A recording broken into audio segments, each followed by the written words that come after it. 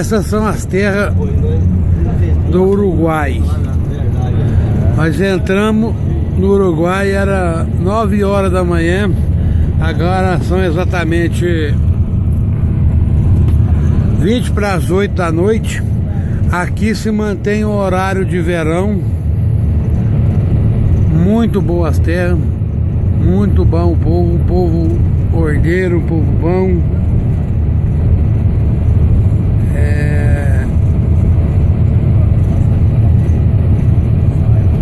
A gente analisa que é um estado muito próspero, muito rico.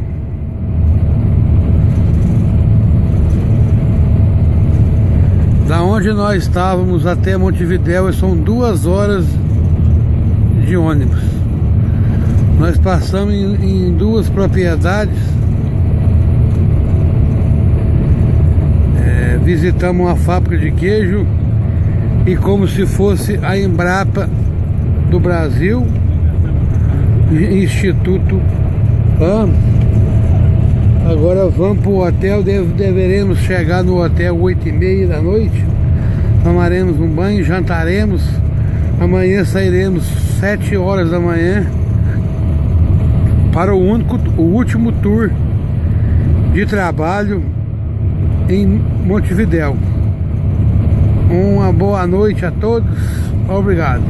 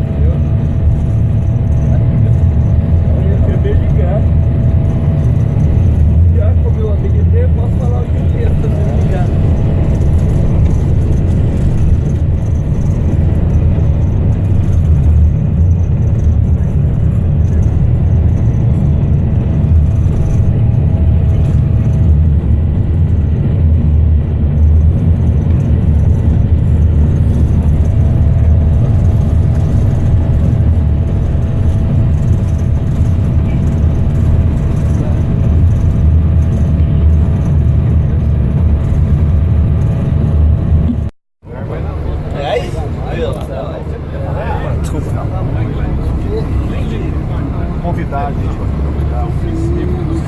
bastante.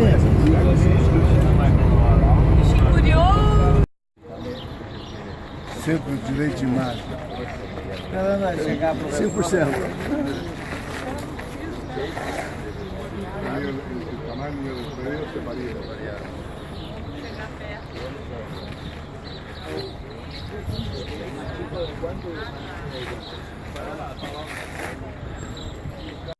É que faz ele engordar. Pois é, mas ele não dava com esse aqui. Dava até um certo tempo. Eu não comia nada não. Passa na garrafa de fica chegar, eu comprei. Aí depois passa um outro ali, faz um banheiro. Junta ele. Tem uns riscos assim, ela vai fazendo um montinho ali. Aí depois passa outra que pega ele com a mão e joga ele pra dentro e vai fazendo a prensagem e a amarração. Vai cuspir ele pra fora, ela tá pronta.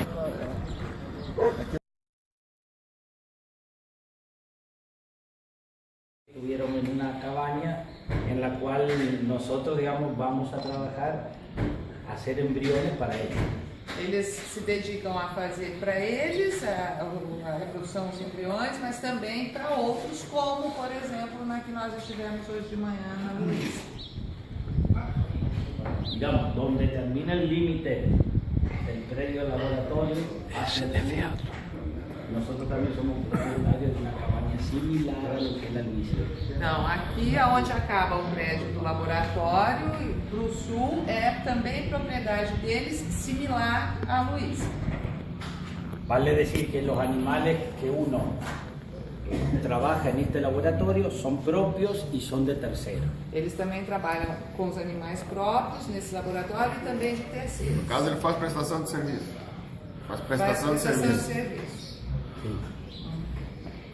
A su vez, un animal de un tercero puede estar dentro del laboratorio, en lo que acá se le llama en hotelería, o si no, nosotros vamos hacia la finca y se realiza el trabajo en la finca del productor. Eles podem prestar o serviço aqui, que eles têm dentro do laboratório um lugar que eles chamam de hotelaria, um hotel, né? Enquanto eles prestam o serviço, ou então eles também vão prestar o serviço no local, na finca, na cama do produtor. Sí, está bien. Dentro del laboratorio, el laboratorio está habilitado para la manipulación de semen. En lo que es manipulación de semen, son toros que uno posee, se le extrae material, se hacen pajuelas y se venden para los campos comerciales. Eles podem, dentro do laboratório, eles fazem a manipulação de sêmen, que é a extração, embalagem e distribuição para os que vão utilizar, para os Campos comerciales. isso, para os campos comerciais. El material seminal que utiliza el laboratorio es todo importado, E todo o material por el nivel seminal, genético. todo o sêmen que eles utilizam no laboratório é importado por causa do nível de genética, né, que é requerido. Dentro de lo que es producción de embriones, se realiza in vivo o in vitro. Eles fazem essa produção de embriões in vivo ou in vitro. El laboratorio está produciendo el 90% más de embriones in vitro. E produz 90% mais in vitro do que in vivo. Y de ese 90%,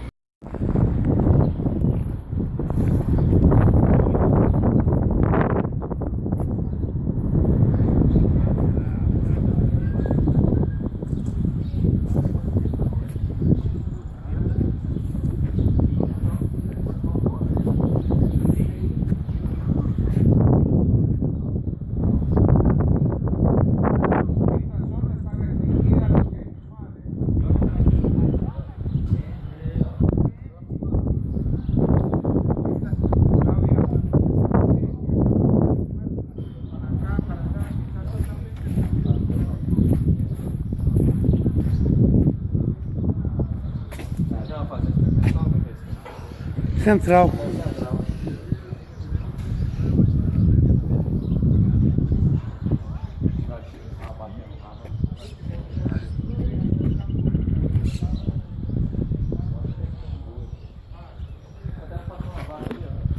Isso aqui é vaca preparada para o torneio.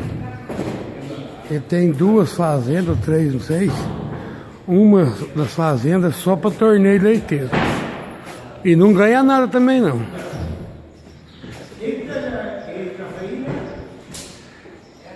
Falou que a vaca do torneio leiteiro dele aqui deu 65 quilos. Uma muito boa dá 74, 70. Aí,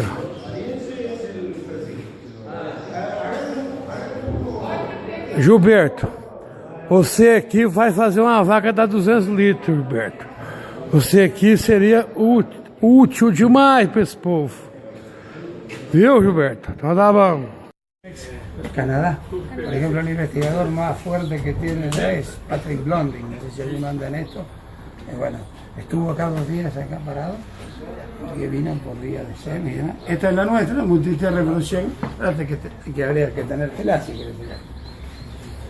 Adelante. Bueno, esta es la señora de Luciano, el que hablaba allá. ¿Cómo le va? Hola, mucho gusto. Y la novia del que no está, el que está trabajando a 200 kilómetros de Hola, distancia. ¿qué tal? ¿Cómo va? Bienvenidas. vamos a hacer así. Olá. Vamos bien. ¿Cómo hacemos? ¿Quieren ir pasando para allá? ¿Le mostramos el laboratorio primero o no? Como les guste. Si quieren.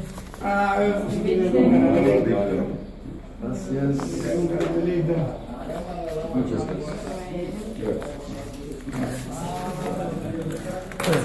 Si querés, ¿te parece, Lorena? Le voy mostrando los laboratorios y después vamos a mostrarle algo más. Vamos. Acá, esto es la parte de acceso restringido. Donde una visita como ustedes hoy, lo que nosotros primero pensamos es darle una posibilidad de que ustedes digan si precisan sanitarios o vamos al auditorio a charlar algo.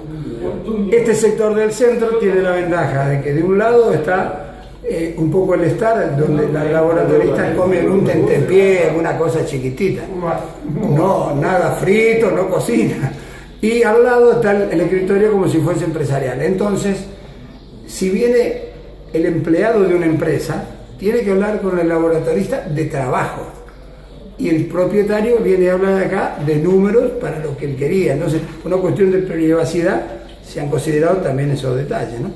Al igual que como nos pasa acá en los baños, por ejemplo, se ha hecho también con la conexión, porque si dentro de las mujeres que vinieron acá hubiese una mamá con un niño que tiene que cambiar pañales, también se consideró para que tenga la madre la posibilidad de trabajar establemente, tratando de que todo lo que uno sea algo sucio quede en su lugar. Quede en su lugar. Y aquí nos pasó igual con los hombres, que también cuando pusimos las opciones le hemos puesto gancho a todos, porque generalmente uno viene, cuelga o pone el portafolio, la carpeta al suelo. Me presento, Guillermo Cabrero, es grato tenerlos acá, espero que me entiendan, no hay problema porque me interrumpan, no es necesario llegar al final, ustedes estuvieron ya en el INTA, ya adentro de una sala, generalmente cuando uno viene a ver un campo quiere ver cosas, no quiere estar metido dentro de una sala y estar escuchando una charla. Pero la idea de esto es ponerlos en situación, más o menos explicarles cómo son los sistemas acá en la Argentina, que después entonces vayamos al campo y ustedes me preguntan, ¿y esto por qué? o esto aquello, de esa manera. La mayoría son productores lecheros, así que no va a haber problema en entenderlo.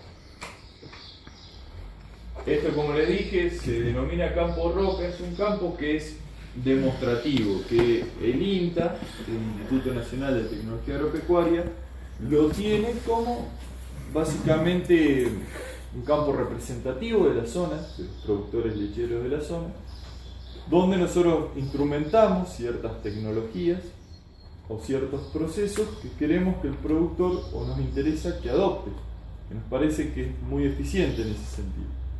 Por eso es de que continuamente nos visitan productores, nos visitan ingenieros, nos visitan veterinarios, nos visitan profesores universitarios. No hay tantos ensayos acá, sino que se introducen tecnologias directamente que están probadas que funcionan. Na realidade, esse campo, então, é um modelo do que, como eles tinham falado lá no centro, do que existe na região onde eles introduzem as tecnologias para mostrar para as próprias pessoas das regiões. Então, visitam professores universitários, engenheiros, para ver a aplicabilidade do que eles implementam aqui. Bien. Algunas cosas, lo que particularmente la lechería en nuestro país, debido a la complejidad misma que tiene el sistema, nosotros tenemos una persona que es la responsable o que hace la mayoría de las actividades que llamamos tambero, que es el responsable de nuestro tambo, que tiene muchas actividades. Por eso lo que están apuntando la mayoría de los sistemas, y creo que a futuro es lo que se va a venir, es un manejo muy simple y un manejo eficiente. No por ser simple, dejar de ser eficiente. Se busca é que o manejo seja simples e eficiente para o tambeiro.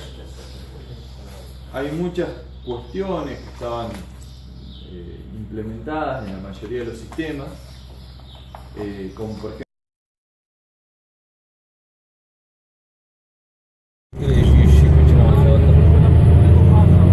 Tá filmando? Não pode chegar muito lá perto que a luz lá. Vira ela assim. Vira ela assim, mano. Põe reto assim. A imagem dá mais. A imagem fica mais pra longe lá. Vira ela mais assim. Você pegar ela na frente assim. Ó, e eles tá de sacanagem, sabe o que eles estão falando você? Chamando você de Tonho Lambi-Lambi. Falei pra parar com essa sacanagem. Não foi eu não. Não foi engraçado. Olha, eu não dei sabendo disso. Ah, eu morri, rapaz.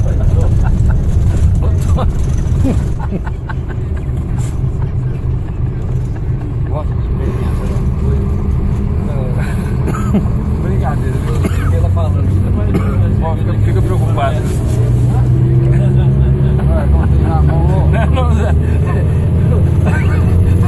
Fala pra ele ficar preocupado. Fica fazendo tolinho, viu? Não faz tolinho aqui? Não, tem água. E a mulher aqui joga fora. Vamos levar pra frente quando você voltar. Você pegou o aeromoço, tem que tomar um negócio na hora, tá? Vamos lá. Distância bonita. Bora aí.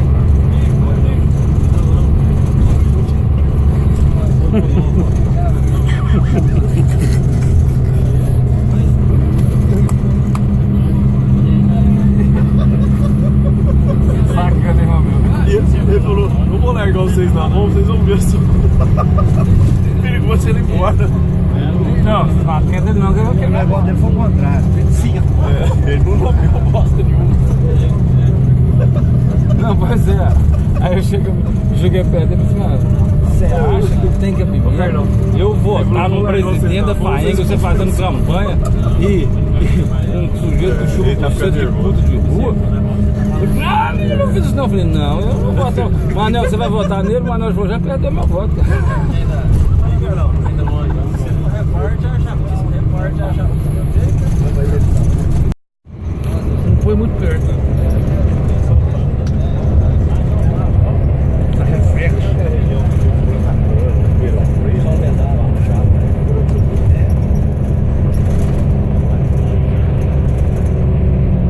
Cadê o Tonho lá do lado? Você viu o que é o telefone? Que eu acho que ele quer ligar pra casa dele pra aquele telefone. Não tem um. Você que viu isso aqui, ó? Aí aqui, ó. Descansa a batata da perna. É isso mesmo. Descansa a batata da perna.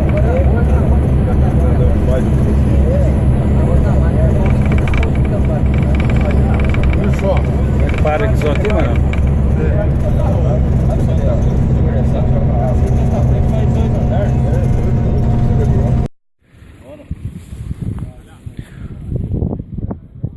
Romeu é o presidente do sindicato de Uberaba. É da montanha. Romeu, chega perto da chifruda lá, esse chifruda tá meio virado do seu lado.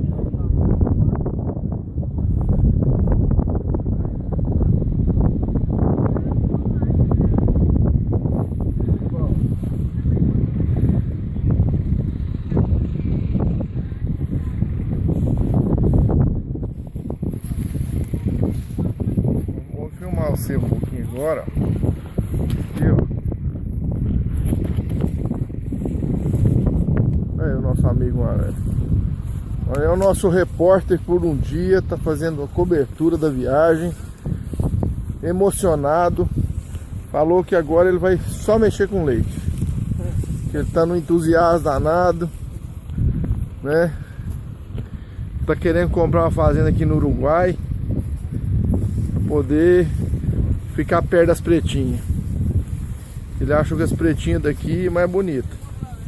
Olha aí a saúde das pretinhas. Não tem carrapato. Olha o tanto que é bom mexer com vaca quando não tem carrapato. Né, Manelão?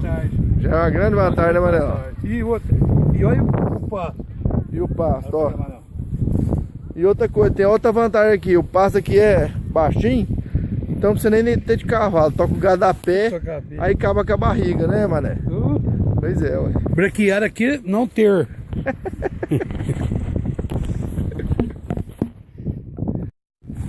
Manel, você tá aqui numa estância aqui no Rio Grande do Sul.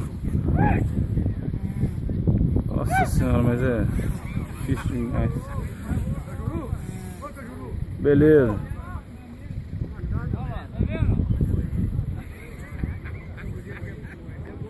Eduardo, o que você tá achando desse gado? Ah, um gado de genética muito além do que a gente tem costume de ver. É um gado com a cruza de holandês com Jersey, o que a gente chama de Jersey Holanda no Brasil. Aqui é considerado kiwi. É um gado que é uma raça que é muito utilizada, essa cruza na Nova Zelândia. E aqui no Uruguai eles estão fazendo essas cruzas em função dos sólidos que eles estão objetivando, certo?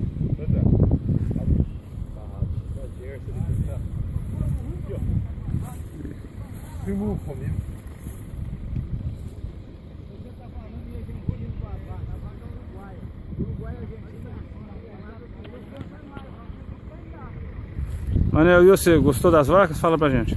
Gostei, Eduardo, porque é o seguinte, lá na Boa Esperança mesmo, tá usando muito essa cruz aí, Eduardo.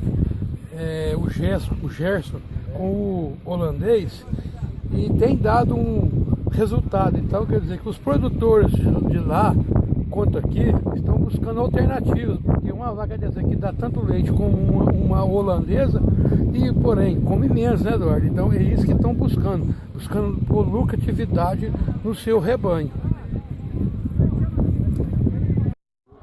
Esse é o seu Remo, engenheiro agrônomo da província de... Não, da propriedade e do CREA. Então o seu Remo vai nos falar um pouquinho primeiro ele vai fazer a sua introdução para a gente levar ao conhecimento dos produtores de Minas Gerais. Lo que ellos quieren saber es qué sería, qué te pareció la visita de los brasileros, viniendo a conocer el tambo de Uruguay. Una pequeña introducción, si puede darle eso. Siempre es un placer recibir a productores de otros países, porque nosotros también lo hacemos, tratamos de ver otras realidades siempre, y de hecho a Brasil viajamos mucho a visitar productores, también lecheros de diferentes zonas. Siempre se aprende algo nuevo, y siempre alguien que hace una visita se lleva algo que le sirve para sus propios establecimientos. Ele fala que é um prazer receber a produtores do Brasil, porque sempre é bom intercambiar ideias, porque também eles fazem visita no Brasil para poder assim eles também implementar alguma coisa nova que tem lá, ou deles aqui levar para lá. Esse intercâmbio que a FAENG fez, ele tem conhecimento que foi a nossa federação, através do Dr. Roberto Simões, eu costumo falar, trouxe esse conteúdo para nós, produtores rurais. Somos 40 produtores rurais que estamos aqui para que possamos levar para o Brasil, especificamente para Minas Gerais, o que vimos aqui hoje, que estamos vendo desde segunda-feira. Pode ter certeza que foi um intercâmbio muito grande e vão levar muito conhecimento. ¿Entendeu? Sí. Bueno, me alegra que puedan llevarse cosas y que tengan la sensación de que vinieron a visitarnos y que realmente les sirvió la visita y les resultó interesante. Ele ficou contente que a visita de vocês seja produtiva para vocês e que assim vocês possam levar alguma coisa que aprenderam aqui para o Brasil.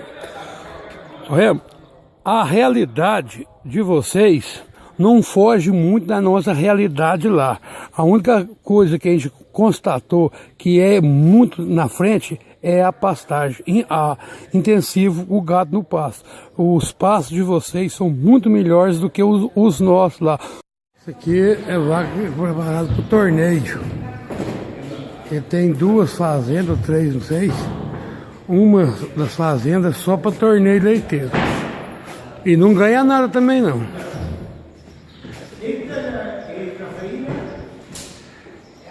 Falou que a vaca do torneio leiteiro dele aqui deu 65 quilos. Uma muito boa dá 74, 70. Aí, ó.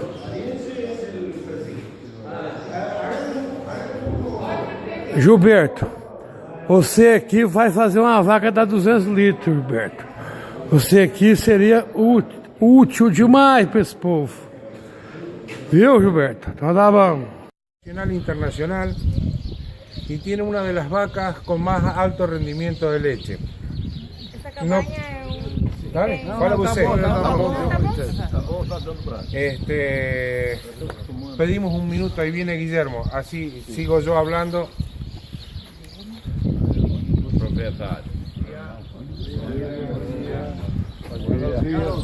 No, yo más temprano. Bueno, vení Guillermo, ¿cómo andás? Sí, vení. Bueno, Guillermo, esta amable gente de Brasil. Guillermo es el dueño de esta cabaña. Yo ya les había empezado a hablar de la calidad de tus vacas, que si no quiero pecar de agrandado, una dio 80 litros, ¿sí? Hay una vaca que dio 80 litros de leche promedio.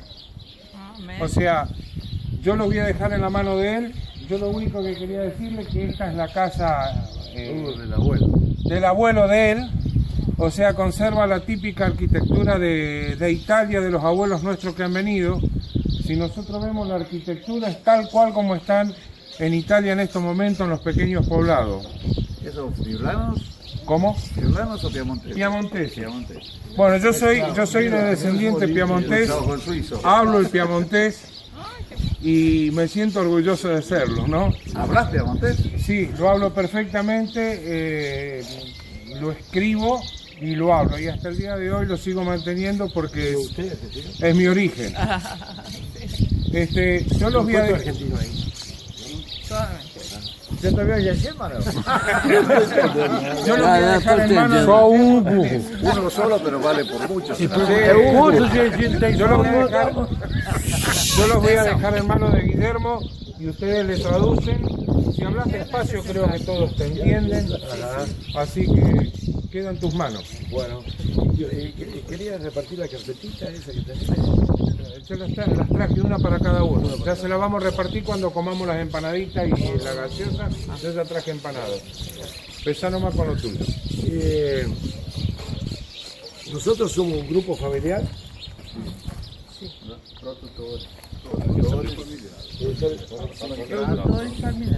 Familiar.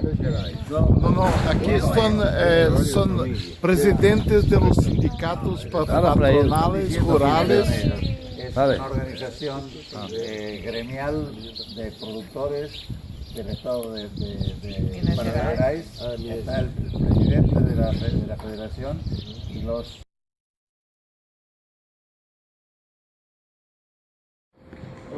O que eu quero dizer, de cada 3 litros de leite que nós produzimos, 2 tem que ir para fora.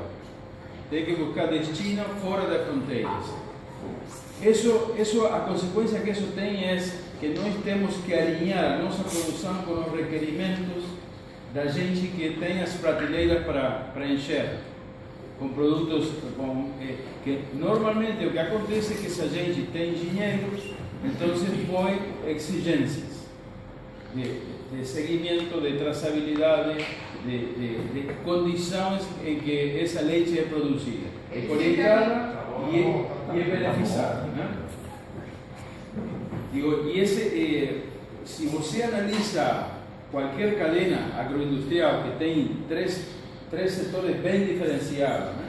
Produção primária, manufatura, fábrica e comercialização, marketing.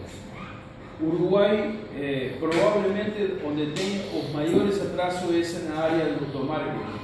Quando você compara a cadeia leiteira no Uruguai com a cadeia leiteira de países desenvolvidos, como ser a Nova Zelândia, Austrália, mas estamos tentando fazer esforços muito fortes por conseguir novos mercados e mercados muito mais estáveis.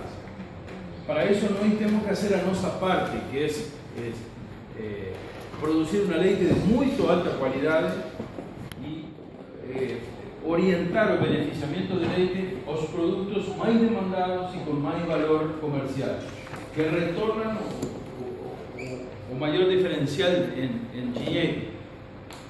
Mas essa é uma tarefa do conjunto.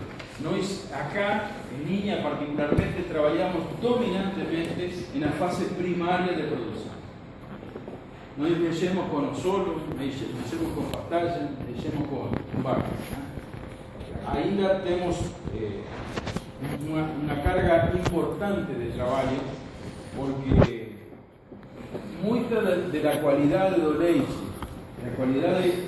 que atinge as fábricas, a planta de beneficiamento e que pode ser depois exportada, muito é ganhado na etapa primária de produção.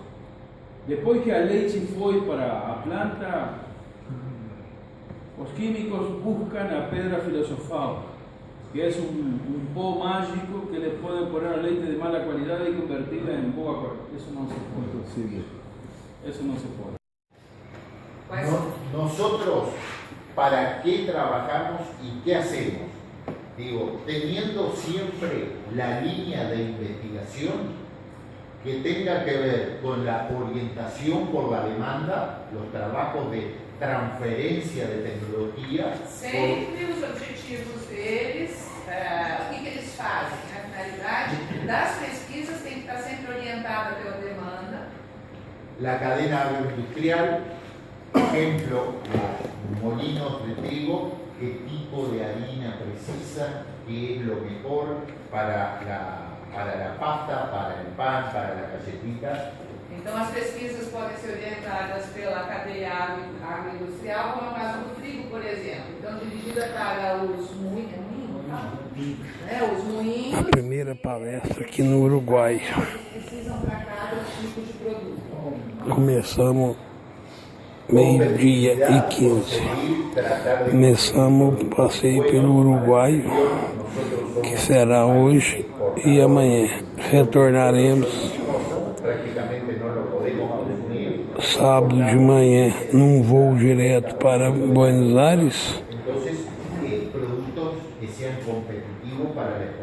Como eles são um país pequeno, eles produzem mais do que eles necessitam. Então, eles exportam cerca de 60% da produção.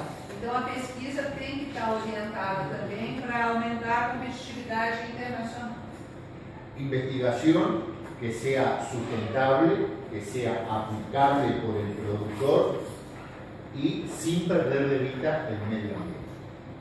A pesquisa tem que estar orientada para essa produção que vai melhorar a vida do produtor do governo, mas sem esquecer também a questão da sustentabilidade ambiental.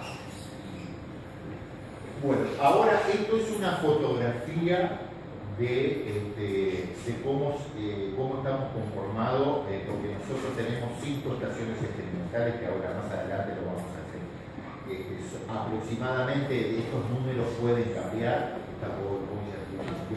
pueden cambiar, pero son unos 140 profesionales. Cuando hablo de profesionales, la gran mayoría son ingenieros agrónomos, algún veterinario, algún químico, y el personal permanente, o sea, personal de apoyo, aproximadamente unas 350 personas. A estrutura deles, eles têm 5 estações experimentais, que ele vai explicar deles. Eles estão agora completando 100 anos de existência. Bien, bien.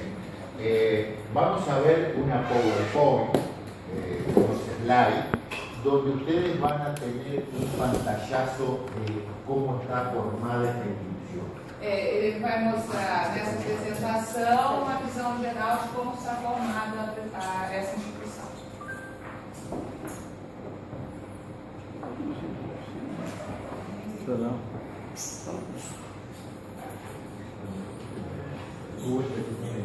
La evolución desde nuestros comienzos ha pasado por distintos cambios institucionales.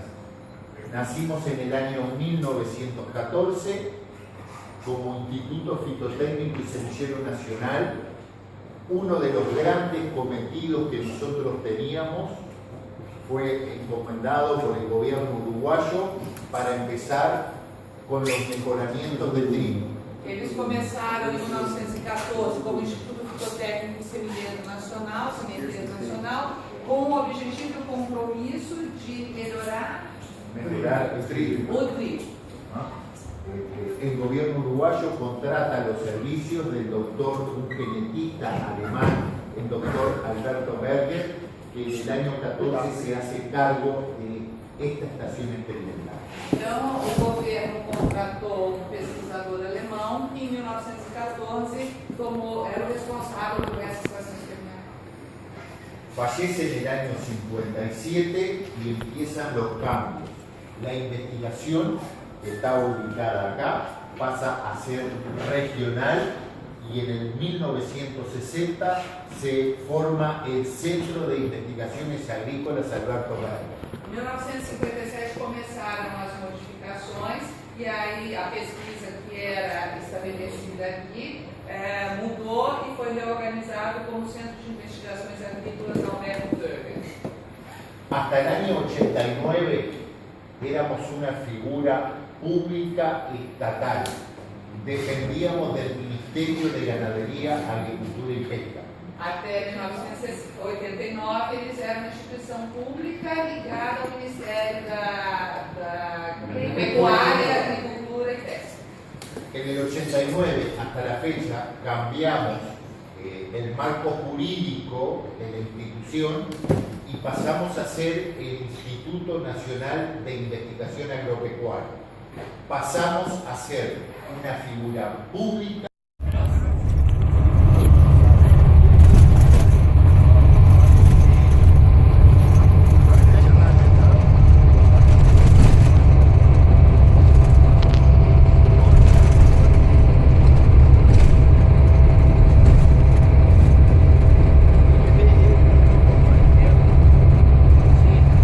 Muita areia, mas muita areia mesmo. Obrigado. Muita areia. Olha aí. Tudo é areia, olha aí pra você ver.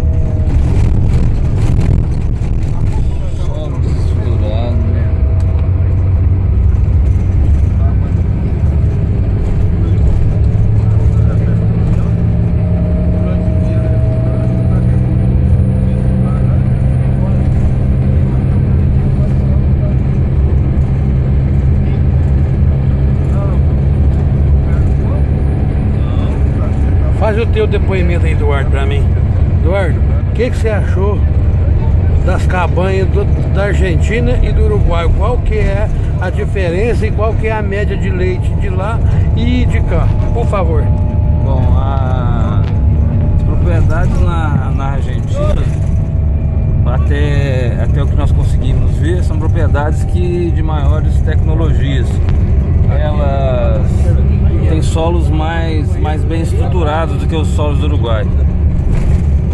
Com relação à média de produção de leite dentro das propriedades que nós percorremos, a Argentina estava em torno de 10 mil litros de leite por hectare e o Uruguai em torno de 6.500.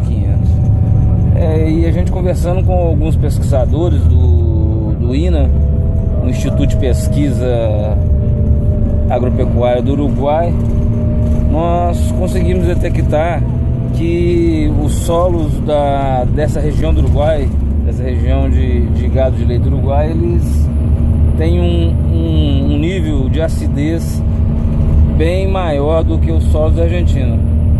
O pH é quanto aqui, Eduardo? pH aqui em torno de 5.6, 5.4. Então é um pH bem próximo do nosso pH que a gente costuma trabalhar no Brasil. E o da Argentina? Da Argentina já são solos mais estruturados, que chegam a estar com pH até de 6, 6,2, 6,3. e saturações de base muito altas.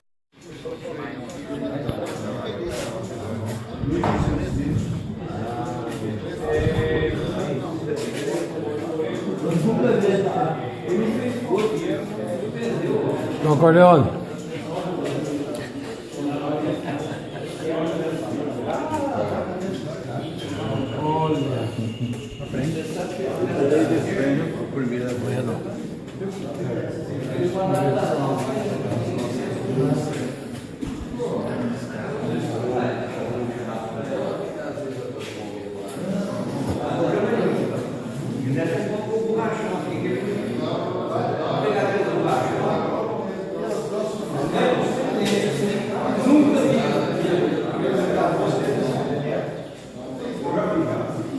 Esse é um sítio aqui no Uruguai.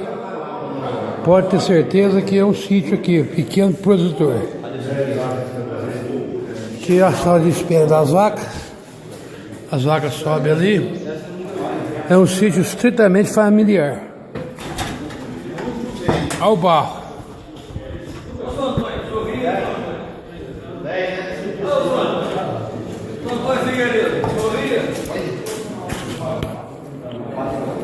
Fala, Manuel, fala do xerete, a escada, a subida. Pois é, tal igual eu falei. Isso aqui é um sítio familiar no Brasil. Porém, uma curiosidade, que a estrutura é bem diferenciada de um sítio nosso aí. Mecanizado, tá vendo? O que é mecanizado? A mão de obra aqui é cara também, como aí. Então, temos que fazer o quê? Evitar a mão de obra. Igual eu falou, tem 4 funcionários só. Ele é mulher e mais 2. Mas o risco tira leite às 2h30 da manhã. São 4 funcionários mais os e às 6 da tarde. O risco de caso diferente. Aqui é diferenciado o sistema da sala de ordenha dele é que os animais sobem essa escada e descem a escada. É uma coisa que a gente não vê muito no Brasil, né? Mas não. Verdade. Mas isso aqui eu creio falar mais foi erro de cálculo. Tá vendo? Porque eu creio que sim. É por causa do que é plano, ele subiu aqui. Então aí teve que pôr a escada para a vaga subir lá.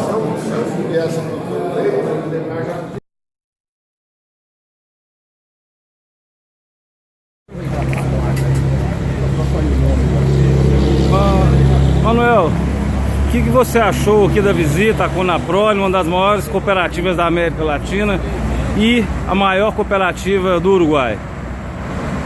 Seguinte, o primeiro ponto positivo foi o quê? A sua diretoria. Diretoria responsável, diretoria que visa o produtor rural. Que é o primeiro lugar para eles, são o produtor rural. Uma coisa que me marcou muito foi o quê? No final do ano, quando vai fazer o repasse, ele não dá o dinheiro, mas sim dilui no preço do litro de leite para o seu produtor rural. Isso que nós temos que copiar para levar para o Brasil, porque essa cooperativa também já teve problemas financeiros no passado e hoje, graças a essa diretoria, não tem mais dificuldade. Então, só queria deixar essa... Tivemos que afastar aqui um pouquinho, que está saindo um caminhão aqui. Mais de 1 milhão de litros que essa cooperativa recebe. E outra... Essa planta, né, Manuel? Apenas essa planta. Essa planta. E outra, o que tem de bom no mundo, temos que levar para Boa Esperança, Minas Gerais, para poder tirar o que é de mais precioso. O ganho para o produtor rural. Obrigado, Manel.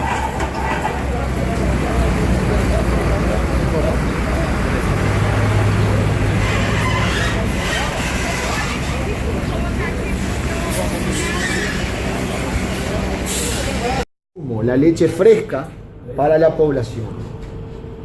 Luego, quesos, yogures y productos menores. Aparte de esto, Conaprole produce mucha manteca, pero como la manteca sale de la crema, no está acá como distribución, es indirecta. De la leche, la crema que se saca de la leche se hace manteca, pero no está aquí. ¿Está claro? Aquí tienen una evolución de la leche recibida en planta. De Conaprole desde que se creó en 1936 hasta la fecha. Ahí pueden ver la evolución enorme que tuvo la cooperativa en remisiones de leche.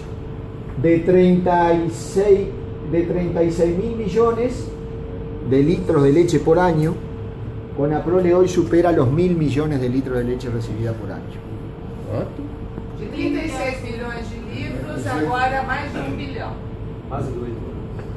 En el año. 1 millón de millones. Sí, sí, ella explicó bien. ¿Sabes? La pregunta que hacían hoy, aquí la tienen. Esto, de las exportaciones que hace Conaprole, el 56%, un porcentaje elevado, casi el 60%, 70% de la leche va a exportaciones. Ahí tienen la distribución por país. Eso es variable. Por ejemplo, ahí aparece Venezuela con un 21%. Pero hoy, a consecuencia de los momentos que está viviendo Venezuela, ha bajado un poco Venezuela en los volúmenes. Y Brasil siempre es uno de los principales clientes de Conaprole.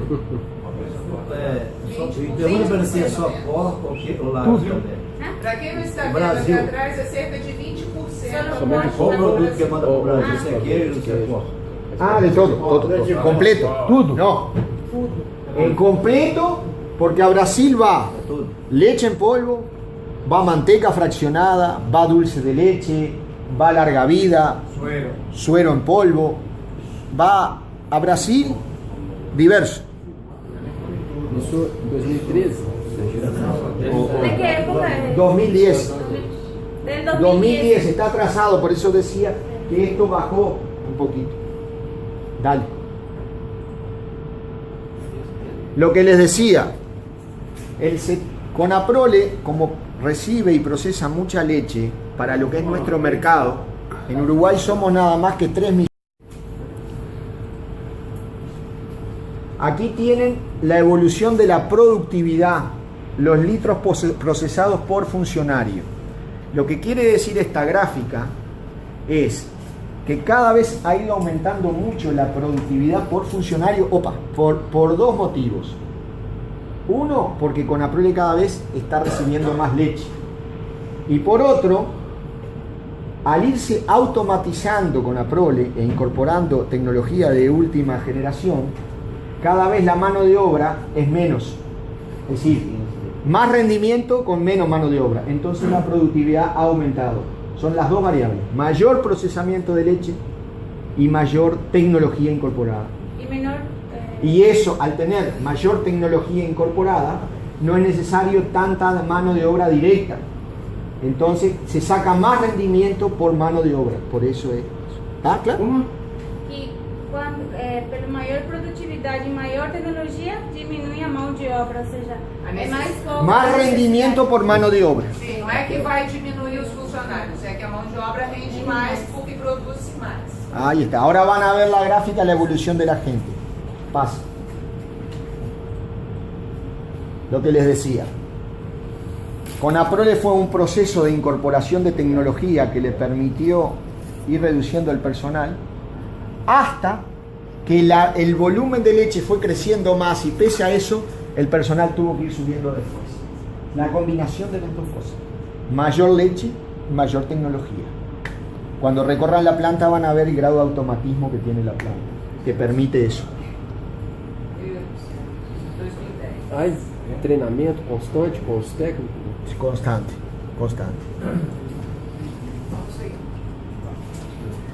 Esta muestra los porcentajes que Conaprole recibe de la producción nacional y frente al total de leche remitida a planta.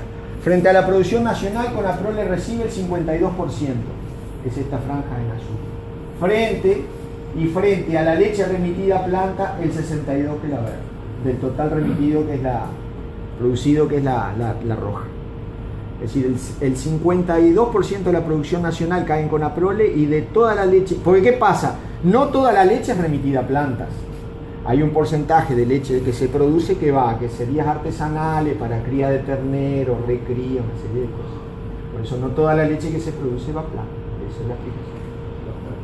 ¿Estaría esto por acá? Sí. Bueno, ahora vamos a pasar a Montevideo.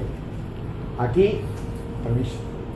En el plano está señalada dónde está ubicado. Este es el mapa de Uruguay. ¿Dónde está? Acá está Brasil, acá está Argentina, Uruguay. ¿Dónde está ubicada la planta? Cada una, ¿dónde está ubicada?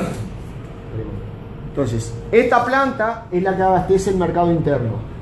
Leche consumo, leche con sabores, yogures, crema helada, flanes, helados de agua y crema fresca. Procesa el 17% de la leche recibida en Conaprole. Y el personal que tiene, alrededor de 400 personas. ¿Ah? Aquí tienen planta 16. Esta es una planta de polvo que está ubicada en el litoral contra Argentina, en el departamento de Mercedes. Procesa el 7% del total de la leche recibida con 80 personas y hace leche en polvo y fraccionado de leche. Bolsitas pequeñas. Dale. Aquí tienen planta de Rivera, la planta 14. Esa es limítrofe con Brasil. Es una planta estratégica porque, aparte de absorber la leche que está en el norte de Uruguay, también comercializa productos en la frontera. Si andan por esa zona, Conaprole tiene penetración en la zona de frontera. Recibe poco, trabajan pocas personas, pero tiene un centro de distribución de productos. Dale otro. Rincón del Pino, planta 11, allá en el departamento de San José. Procesa poco más que esto, porque esto está cerca de un 5% y 62 personas. Dale otro. Aquí tienen San Carlos, que está ubicada cerca de Punta del Este, y al igual que la de Rivera, se utiliza como centro de distribución de productos cuando viene el turismo. En el departamento de Maldonado y Punta del Este se distribuye de ahí. Dale otra.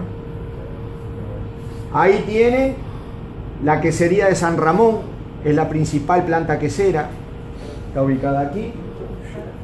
Procesa el 13% y unas 240 personas.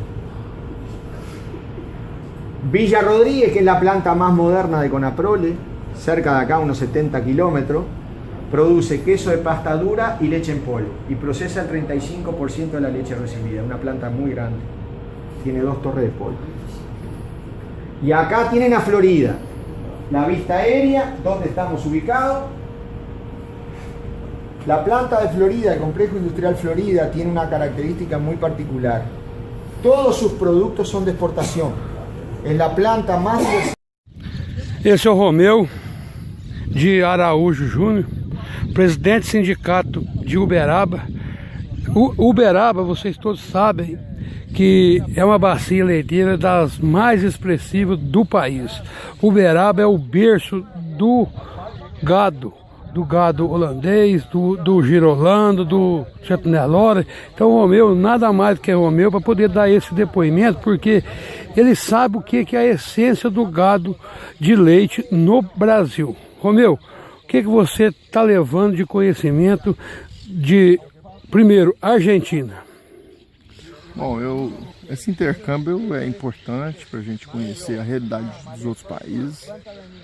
O que eu estou levando de mensagem aqui da Argentina é a questão da dificuldade. A dificuldade da produção não é só no Brasil. Nós vimos na Argentina dificuldade de produção, né? Os apoios governamentais, principalmente na Argentina, mais rigorosos. Então a gente vê que nós estamos num caminho ainda longo a percorrer, porque a Argentina se produz melhor pelo clima, o gado que é utilizado na Argentina, que é mais voltado para o holandês, aqui não se tem carrapato, então são as vantagens que os argentinos têm. Mas a gente vê que estamos no caminho certo, fazendo as cruzes com girolando.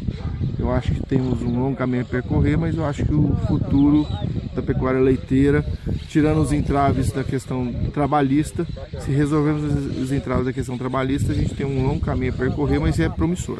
Romeu, por exemplo, a gente cresceu ouvindo falar o seguinte: o Brasil importou gado do Uruguai, da Argentina.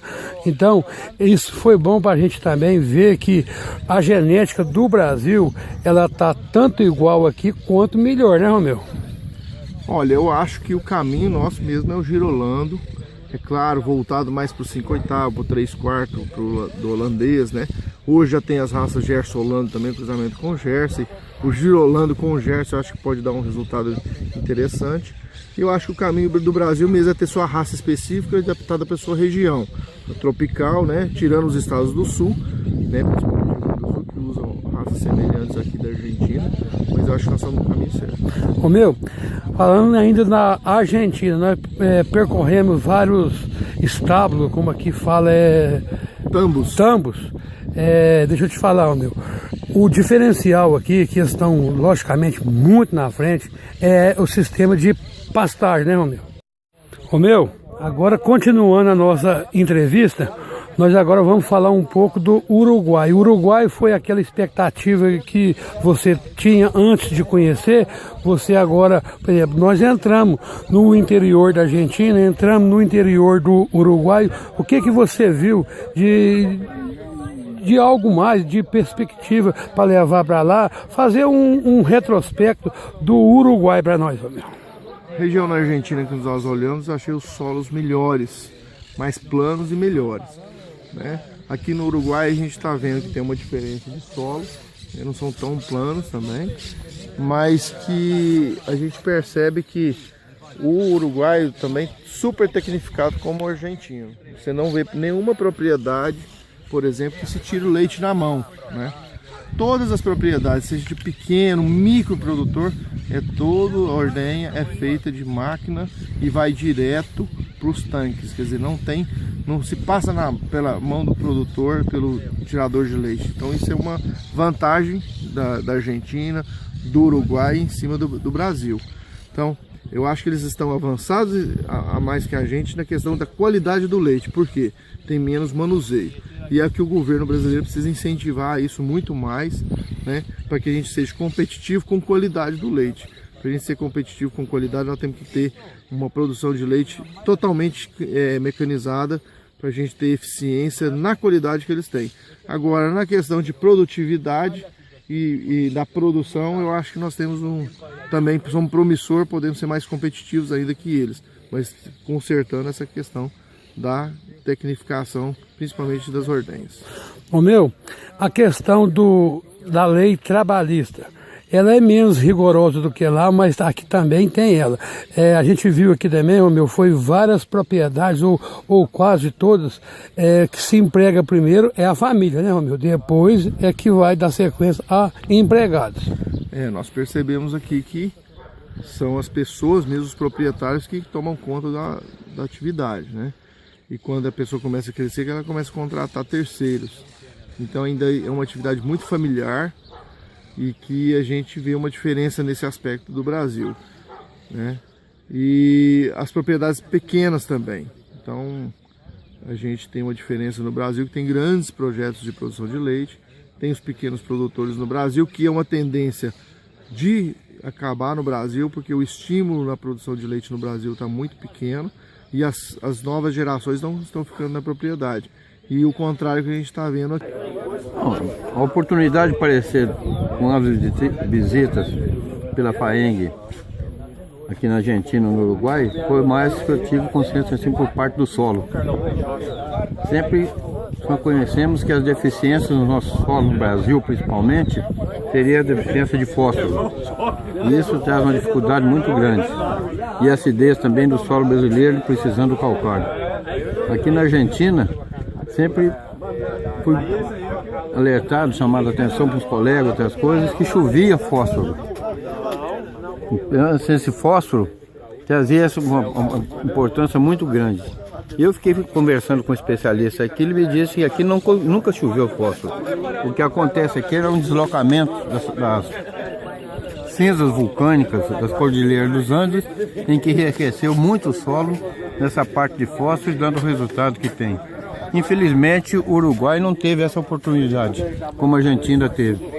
E isso todos nós sabemos também, que é uma dificuldade muito grande para que as plantas leguminosas, trevo, a alfafa e outros, para produzir, eles necessitam de um solo geralmente quase que neutro, 6 e tantos. E lá no solo do Uruguai é baixo de 5,5 desse teor de acidez. Então eles não têm usado calcário para desenvolvimento de outras alimentações completas como tem na Argentina. E é o que eu achei interessante com isso. Sorremo, o que o senhor viu do rebanho? A diferença, o Brasil, o senhor acha que está na frente, está igual ou está menor? É lógico, jogando tudo, comparando o todo. Olha, observando acima do menos, a gente mais é agrônomo, vê se acompanhando os veterinários, mas o Brasil, eu acredito que se não esteja na mesma altura de nível de tecnologia, de qualidade, de genética das plantas, das vacas, não fica muito longe um país um dos outros. Mas o que você tem para nos falar, o que você viu sobre a pecuária de leite aqui?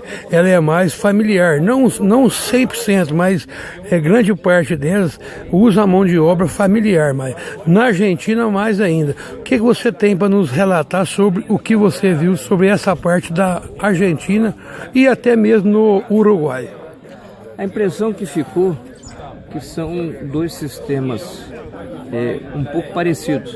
Porque na Argentina também se usa muito esse sistema semi-intensivo, pastejo e com essa suplementação. Só que a grande diferença entre a Argentina e o Uruguai nos dois sistemas, na Argentina se usa muito alfafa, principalmente na província que nós somos, que é a província de Santa Fé, ali perto de Rafaela, de Rosário, muita pastejo com alfafa, a qual melhora demais essa média. Então nós vimos média lá na Argentina, esse sistema semi-confinado, com média de 28 quilos, principalmente na fazenda do Instituto Experimental INTA, que é a Embrapa deles lá, que deve ser o Coronel Pacheco nosso lá do Brasil. Então, na realidade, eu achei que na Argentina está um pouquinho mais desenvolvido esse sistema, principalmente por conta da alfafa, a qual aqui no Uruguai eu tinha a impressão que tinha, mas tem muito pouca alfafa aqui no Uruguai. Por quê? O caso do solo. O solo do Uruguai um pouco mais pesado que o da Argentina e com pH um pouquinho mais baixo. As alfafas na Argentina são plantadas aí em pH em torno de 6,5, 6,7, 6,8, mais perto da neutralidade que é 7. E aqui no Uruguai o pH um pouco mais baixo, em torno de 5,8, 5,6, 5,5 e mais pesado. Então dificulta muito o crescimento da alfafa em solos encharcados. Então esse solo pesado encharca mais, a alfafa tem esse problema. O Uruguai, todos nós sabemos que está tendo um surto de desenvolvimento nesses últimos anos, mas eu ainda tenho a impressão que o Uruguai é bem um pouco mais aquém da Argentina. A Argentina, com todo esse problema que está passando, crise econômica, Cristina Kirchner, um monte de problema, a Argentina está bem mais na frente do Uruguai. Aqui, em relação ao calcário, eles não usam muita calagem aqui.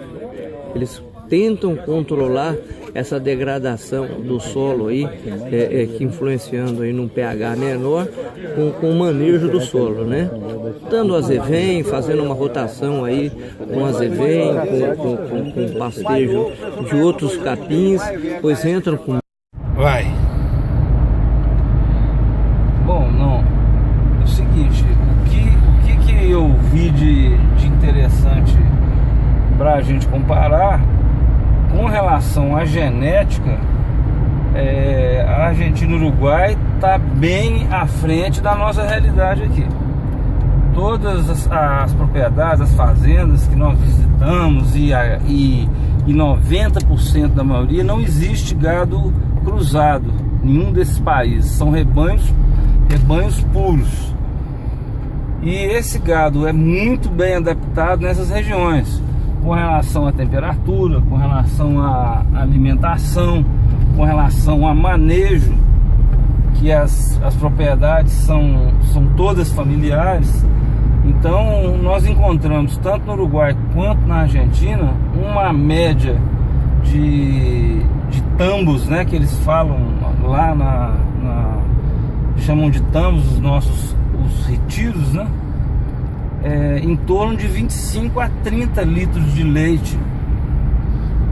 E aqui no sul de Minas, que é diferenciado, não vamos falar em média Brasil, porque a média do Brasil é muito baixa. Dentro do nosso sul de Minas aqui, nós vamos ter uma média em torno de 10 litros de leite.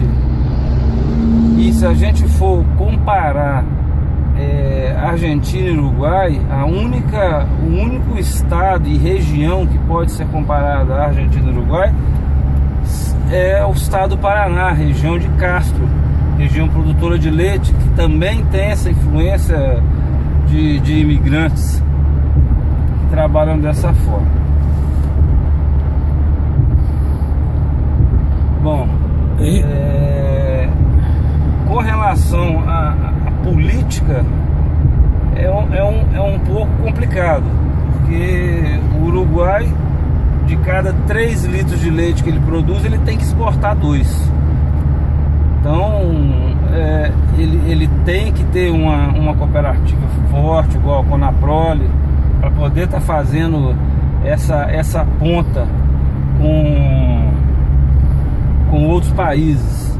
O que me deixou mais perplexo é que hoje a Conaprole, a cooperativa que nós visitamos, ela tem a captação dela no Uruguai, 50% do leite produzido em todo o Uruguai vai para a Conaprole.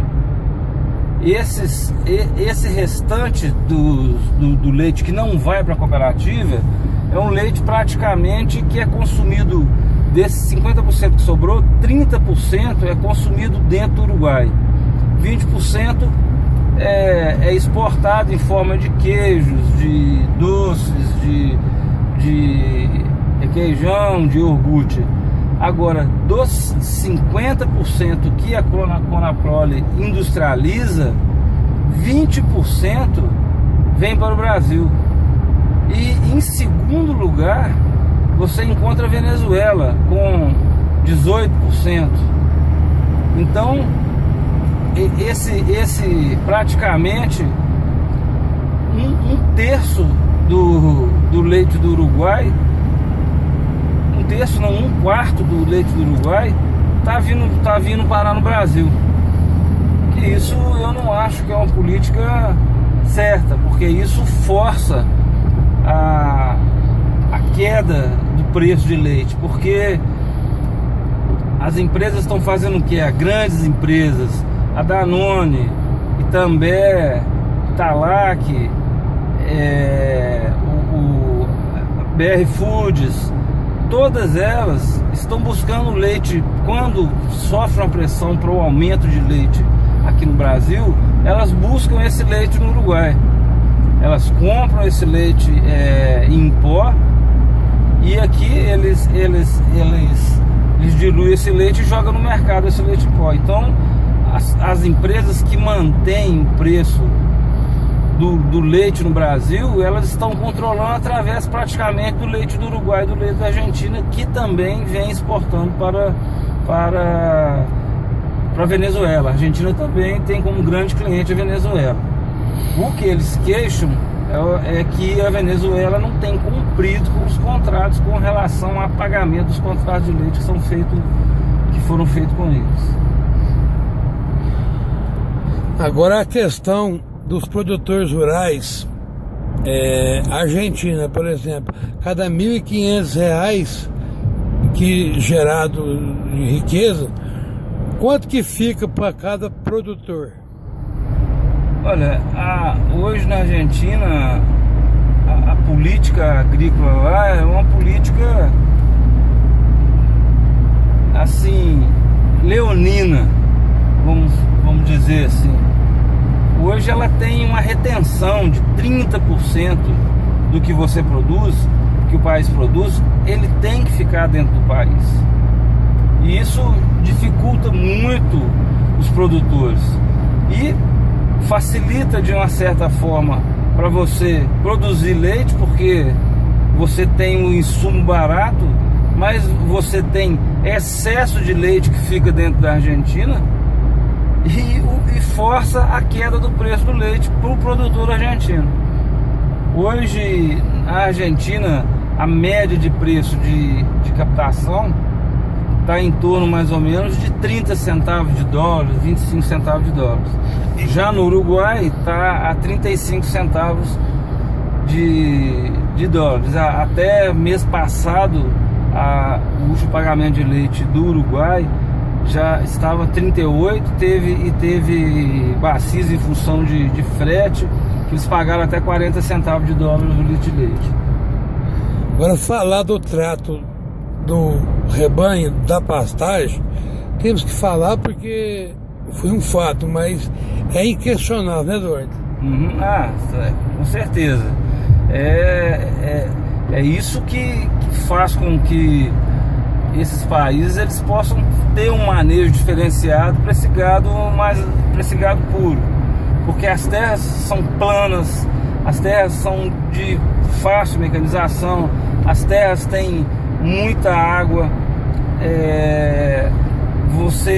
o clima faz com que você consiga trabalhar com plantas como alfafa, que é uma planta estritamente exigente em solo.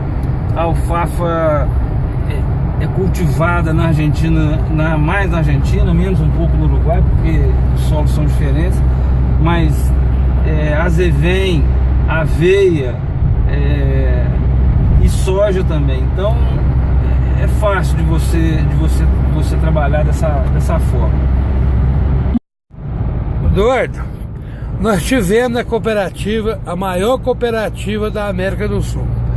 É lógico, a gente também viu isso, porque a gente estamos lá, mas eu queria que você posicionasse o que você viu de interessante na maior cooperativa que recebe leite da América do Sul. Olha, a visita da Conaprole foi uma das melhores visitas que nós fizemos. Ela é uma cooperativa administrada, como aqui, por produtores, e ela tem um executivo que cuida da parte administrativa, contratada por esse conselho, e estritamente eficiente naquilo que faz. Hoje, a planta que nós visitamos, que é a planta número 7, a planta mais próxima de Montevidéu, ela tem uma captação hoje de 1 milhão de litros de leite dia. E essa cooperativa, ela tem uma administração de funcionários com 178 funcionários que trabalham esse 1 milhão de litros de leite por dia. A gente vê que é uma cooperativa enxuta, uma cooperativa que moderna, porque cada vez que você moderniza os seus equipamentos, você vai deixando de ter excesso de funcionários e aumentando a captação. Então isso eu achei fantástico, essa relação de litros de leite por funcionários, por plantas da Conaprole.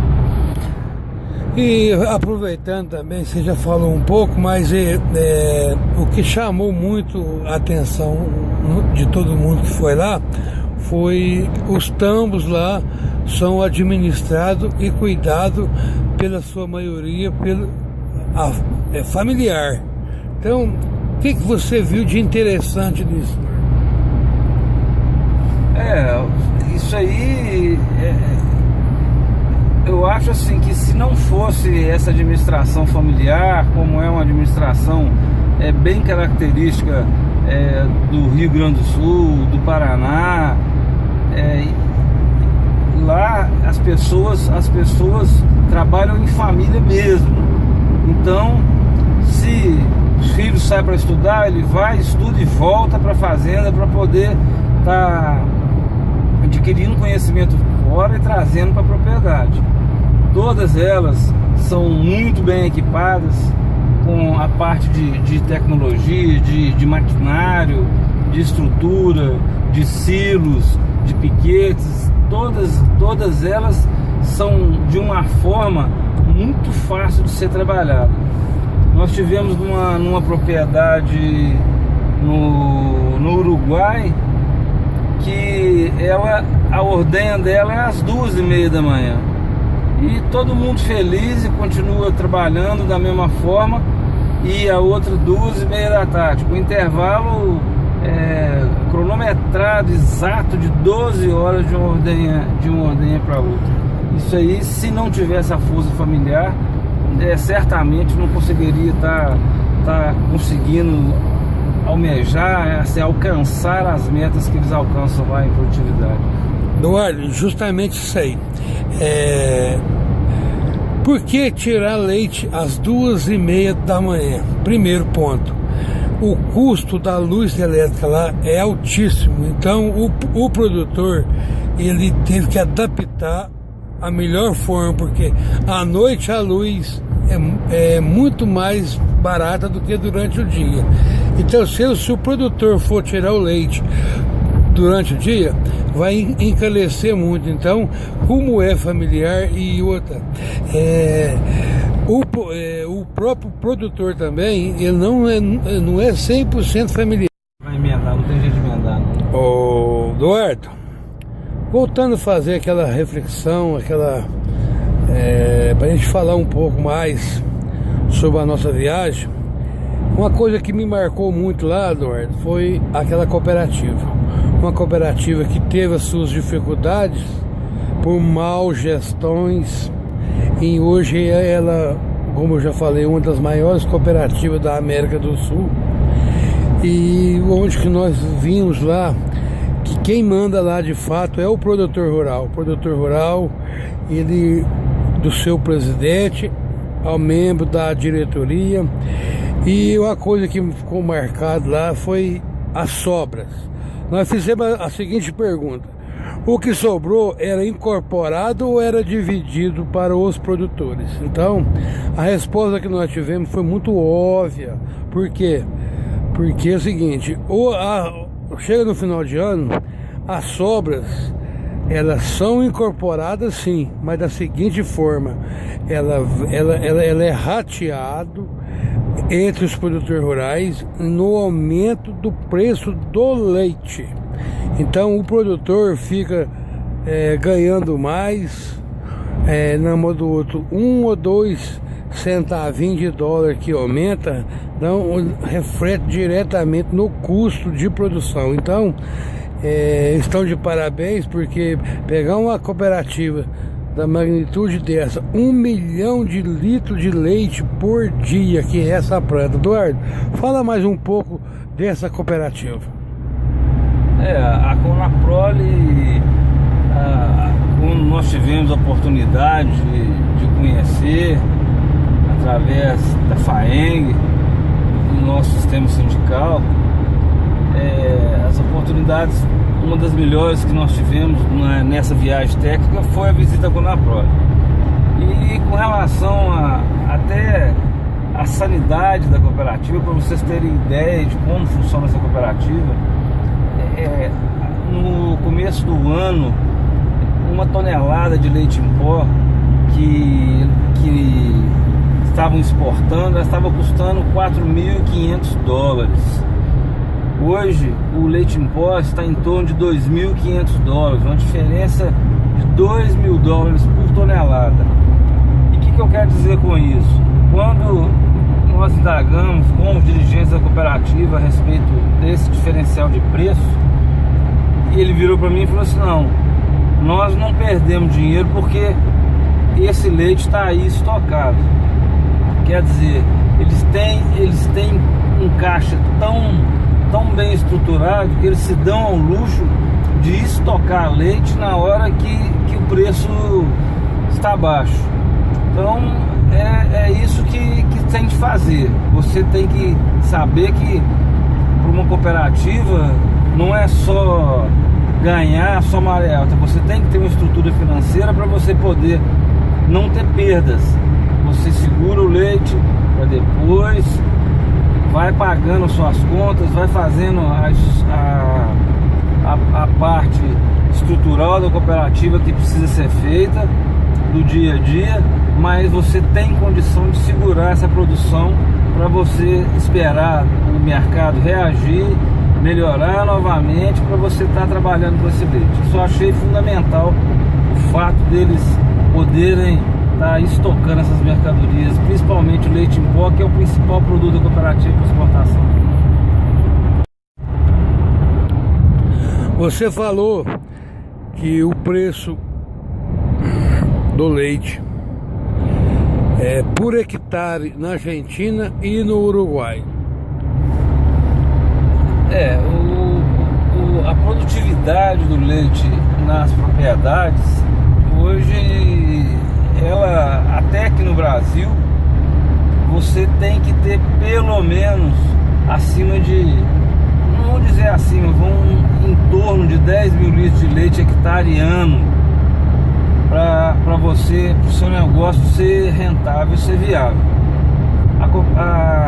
As fazendas na Argentina, todas que nós visitamos, que nós não fomos lá só para visitar fazendas modelos, nós fomos lá para visitar fazendas daquilo que é a realidade do país.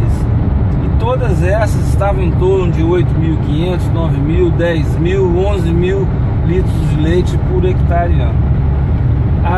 O Uruguai já tem um pouco mais de diferença, talvez por questões de solos, questão de clima.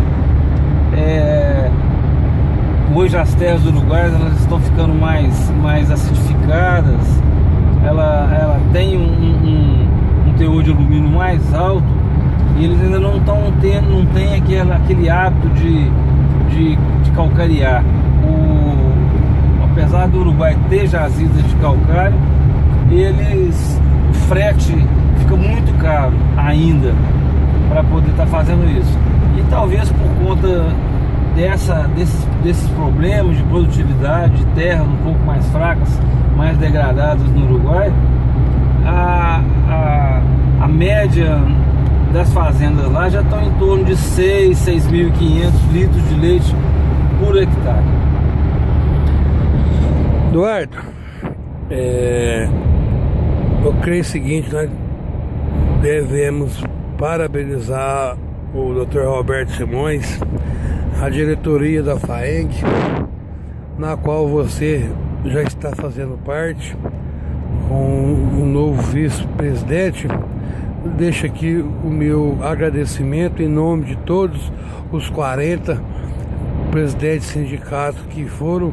Esse intercâmbio foi de muita valia, porque podemos fazer uma comparação e ver o prosseguimento da bacia leiteira de dois estados que é muito forte no leite. Então gostaria que você levasse até os nossos presidentes, o Dr. Roberto Simões, o nosso agradecimento por ter nos permitido fazer parte dessa missão técnica do leite direcionada ao leite. Então, eu gostaria que você fizesse essas considerações finais aí. Com certeza, Manuel. Essa oportunidade que a FAENG nos deu para conhecer a fundo a realidade desses dois países, que são co-irmãos dos brasileiros, mas também eles são, como dizer, são nossos concorrentes nesse mercado de leite. Então a gente tem que conhecer melhor esses concorrentes para poder tomar as decisões mais acertadas.